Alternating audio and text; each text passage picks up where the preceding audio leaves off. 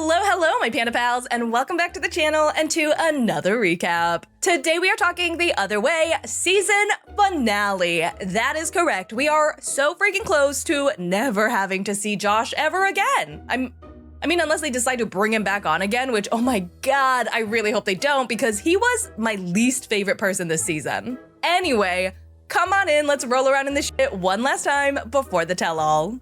Let's check in with Sarper and Shekinah. Sarper takes Shekinah out to dinner on a boat, and he is just waxing poetics, getting ready to pull out that ring. I don't know how you did it. You hacked my password, logged into me, and changed all my default settings. Wow, that analogy makes me feel like he knows more about technology than like 90% of the people that I saw at the Genius Bar. Oh my God, that job sucked so hard for so long. Just like your mom. Sarper is like, baby, you took a toxic ass man and transformed him into a beautiful butterfly. I do shit like cry and say I'm sorry now. There's been some bumps in the roads, but you've definitely just like stepped up and become like the perfect man. Okay, girlie, let's not get too crazy here. He is an improved man. They clink their little glasses and they talk about how much they love each other, and then Sarper takes her above deck and he's like, look around, babe. We got Europe to the left, we got Asia to the right, and they are gonna bear witness to the amazing thing that's about to go down. If I come to this world once more again, I would find you and love you again. Shekinah's face is literally like, oh, this is so sweet, but the dumbest thing I've ever heard. Till to the end of my life, I would love you. I will marry you. I will marry you. I like how this is not a question. I legitimately thought this was like a language barrier thing or a cultural thing, but no, he specifically chose not to ask a question because he hates asking yes or no questions, which that's kind of weird. I will marry you. Oh, you're just telling me? Yes. You know, I hate to ask questions with yes and no. All joking aside, I genuinely think that they are made for each other, and this whole thing was very cute. Shekinah is like, oh my God, you want to be with me forever? You know what forever means, right? You would never have sex with any other girls for the rest of your life. Turn around, I just want you to. Oh my God. Oh my God, I love how that's not even a question either. I love how you didn't put a question mark. It was not a question. It's not It a was question. a declaration. It's the day of their engagement ceremony, and Fasoon takes Shekinah, helps her get ready, and gives her the overall rundown on what's gonna happen. She tells her of this Turkish tradition where the bride-to-be makes a cup of coffee for the groom-to-be, but she's supposed to put salt in it to make it taste terrible, and the groom is supposed to drink it and pretend like it tastes amazing. When he's drinking the coffee, he shouldn't even blink. It shows how bad he wants to get married with you. Okay, yeah. Sarper has a very honest face, so this is gonna be very interesting. Fasoon takes Shekinah to make that salty coffee, and this girl dumps a tablespoon of salt into like a tablespoon of coffee. Put it all. I pour in all the salt. I want to see if this man is really ready to get married to me. Everyone knows about the salt since it's tradition, but Sarper probably isn't expecting a 1-to-1 ratio of salt to coffee. Don't blink. You should finish it all the way. Shit, sweetie. He drinks the whole damn thing. God bless him.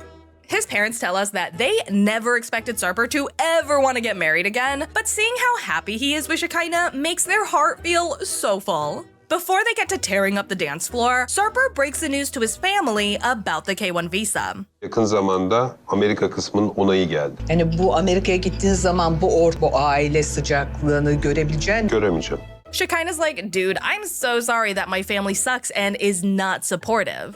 And his family is like, you know, you don't have to go to the States, right? Hani benim bütün şeyim ileride bir gün. Umarım bütün bunlar Türk sizin şeyler ona bir şekilde. Shekinah's over here like, OMG, I am a part of the best family ever. I mean, look, even though they don't want him to move to America, they're being so supportive. Not knowing that everyone at the table is smiling because they have all agreed to be a part of Operation Keep Shekinah in Turkey.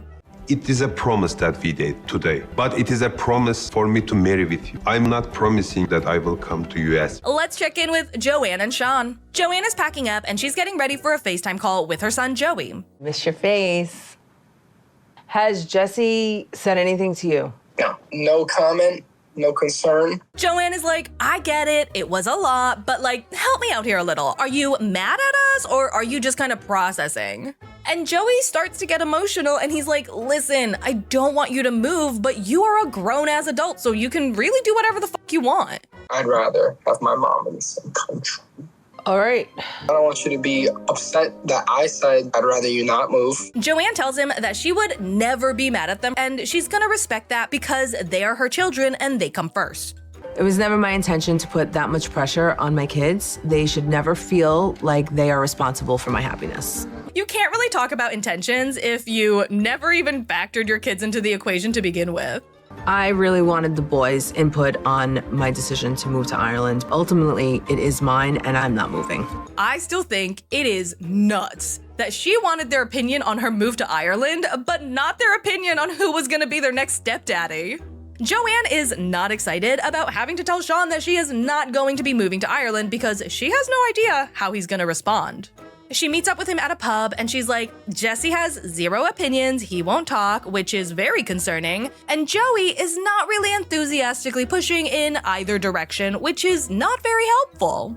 He didn't say yay or nay. He said, I'd rather you not move. So that's a no, basically.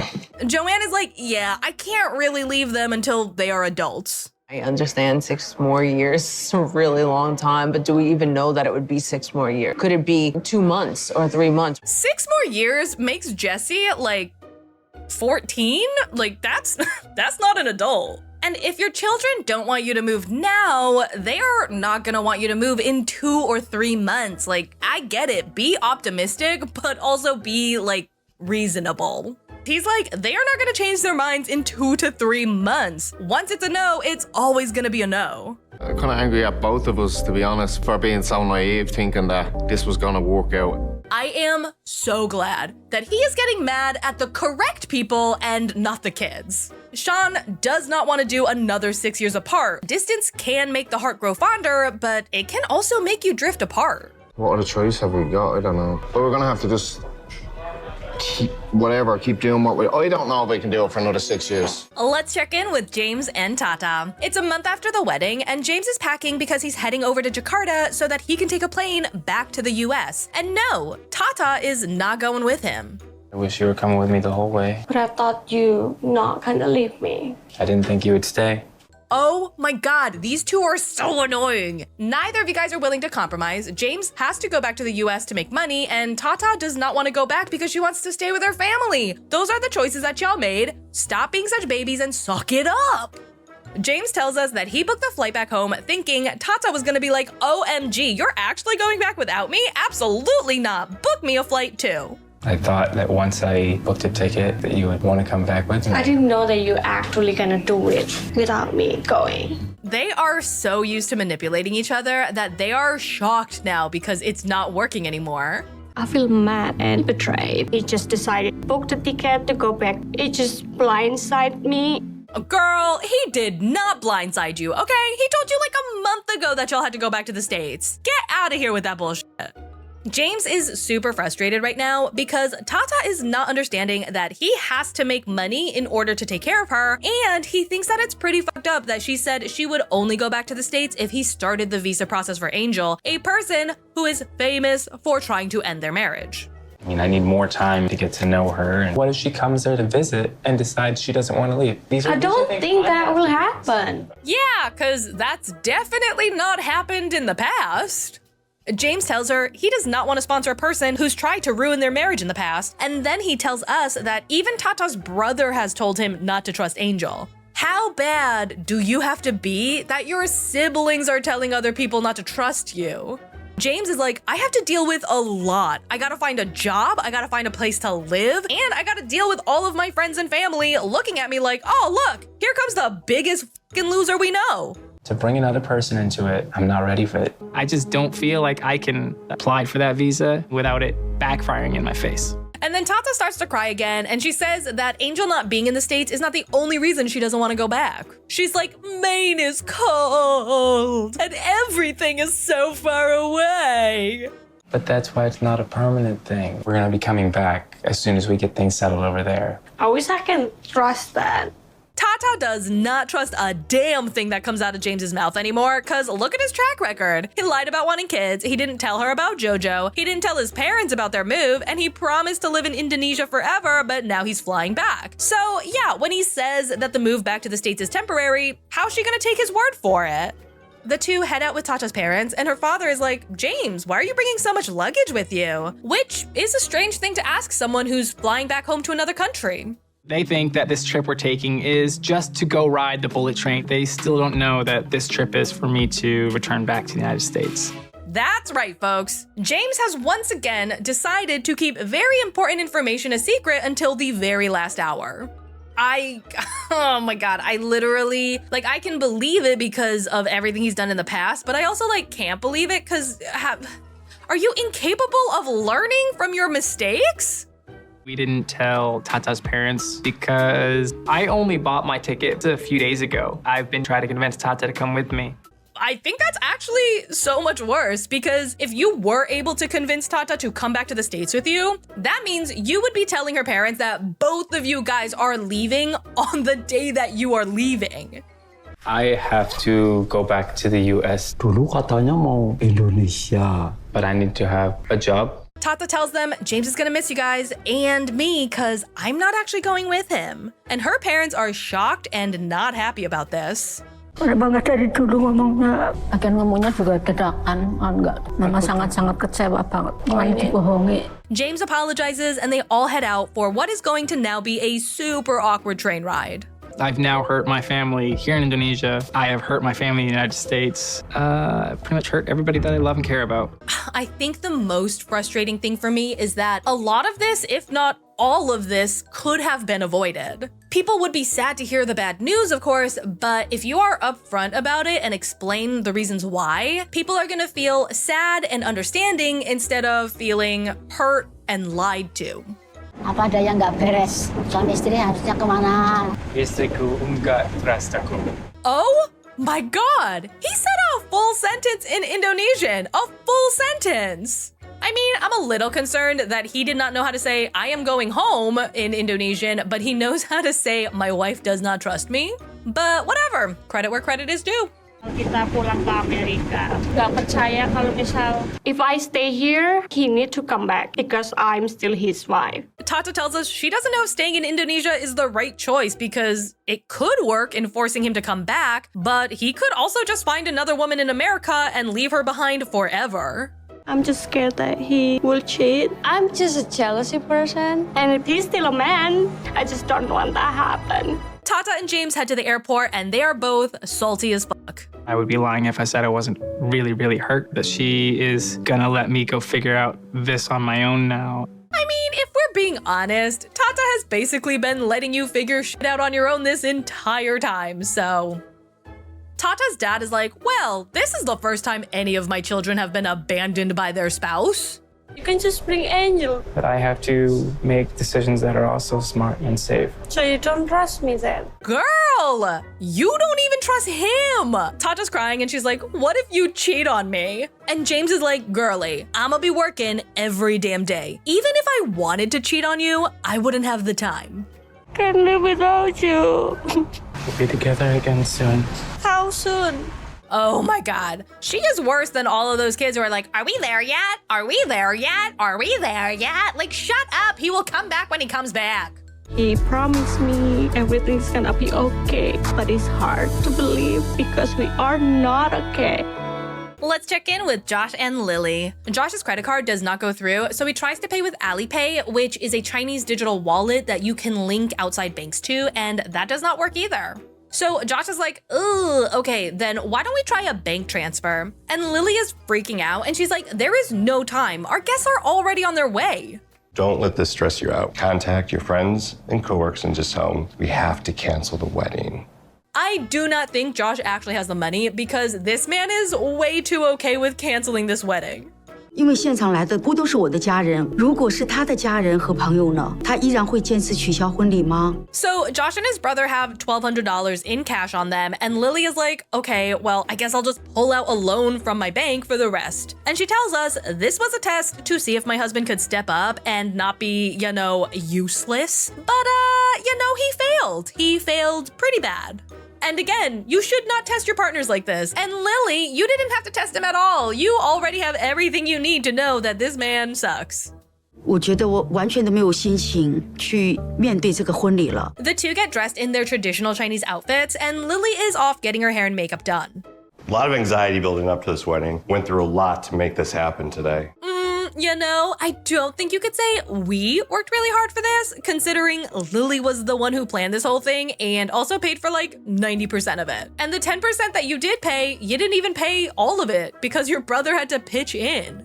Is a woman little beautiful. A lot beautiful. I feel like this is probably the most affection that Lily has ever received from Josh.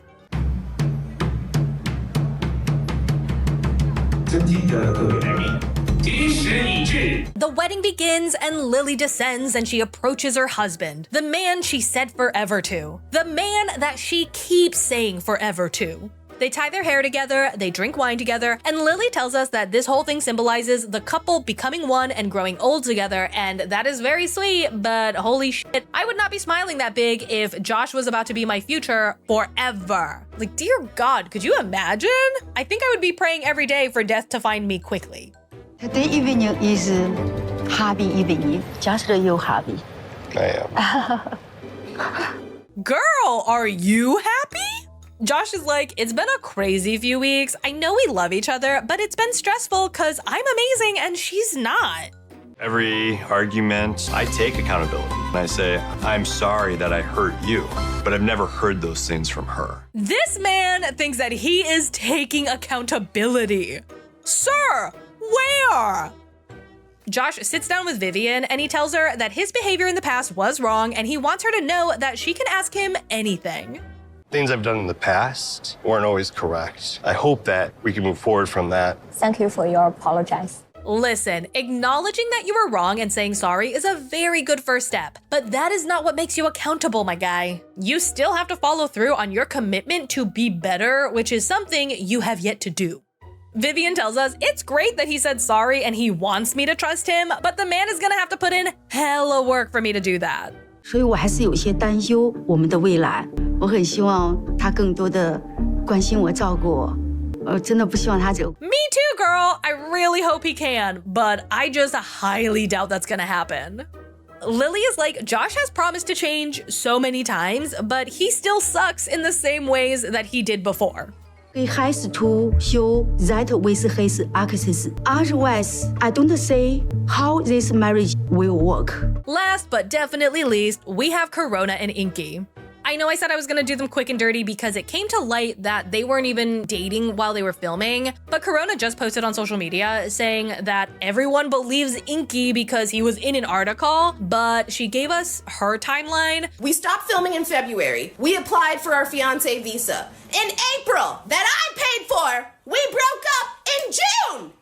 So I don't know who to believe at this point, but at the end of the day, I do still find them very boring to cover because I don't feel any kind of spark with them. So I'm still gonna do them quick and dirty. The two are heading out to oh Jesus. They go here, okay? It's a glacier.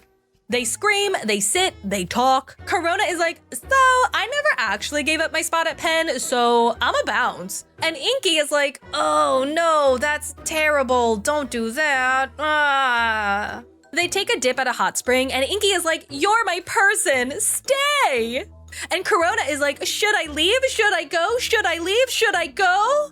And that, my Panda Pals, is all I have for you today. Next week, we are gonna start the tell-all. Will it be 1 episode? Will it be 10? I have no idea. I really hope it's not gonna be too fucking long. Like, I just want it to be wham bam, thank you ma'am. You know, just punch me with the drama and then like leave me wanting more. The little teaser they gave us definitely whets my appetite. I mean, it looks like we're gonna get Vivian demanding Josh bang her mom. Why don't you my mom? Why? We're gonna get Angel not living up to her namesake. What kinds of things would you like to know about him? Nothing. Despite Josh apparently paying her way to America. You are going to pay for her visa. It's already in process. Cancel that. We're also apparently gonna meet a woman who has carnal knowledge of Sarper. Hi, Sarper. Oh my God. And it looks like Corona finally pops off on Ingi, and apparently so does Sean for some reason. Why the did you even show up with that smug smile on your face? And he's laughing like the piece of that he is. Anyway, I am super looking forward to this one, and I cannot wait to talk to you about it. Until then, I hope you liked this video. Go ahead, click that subscribe button, give this video a big thumbs up, and let me know down in the comments below what you thought. I cannot wait to see you for the next one, and as always, thanks for not letting me ride this train wreck alone. Bye!